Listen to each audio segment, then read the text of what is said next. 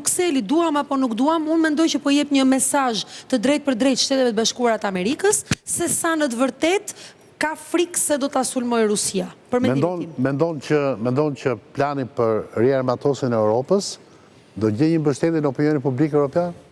Europa është shumë pacifiste sot për sot? Pikërisht, është shumë dobët në këto momente. Ato po përgatiten, por situata aktuale popujve europianë është shumë e brisht, le ta quajmë, nuk është fare përgatitur. Për qëllim të përgatiste popullin dhe faktikisht ai hapi për debat që të gjitha format e organizimit të pushteteve, duke filluar që nga partitë, Le Pen ishte u shpreh para kundra.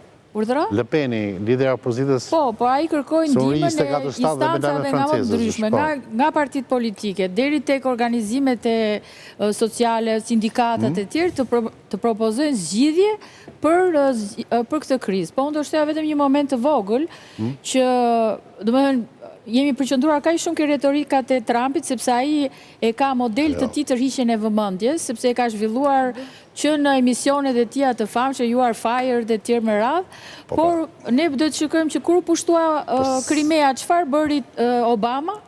Ishte Obama, si ishte Trump.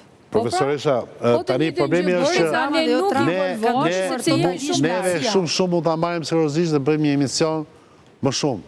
Por fakti që gjithë liderët evropianë janë sot në Bruksel, në një samit jashtëzakonshëm, dhe ajo slogani kryesori i tyre është Rearm Europe, dhe janë 800 miliard euro që po planifikohen intensivisht për një projekt armatimi, të thotë që ka marrë seriozisht burrat e shtetit dhe zonjat që përfaqësojnë popullit kryesor. Pse e kanë marrë seriozisht?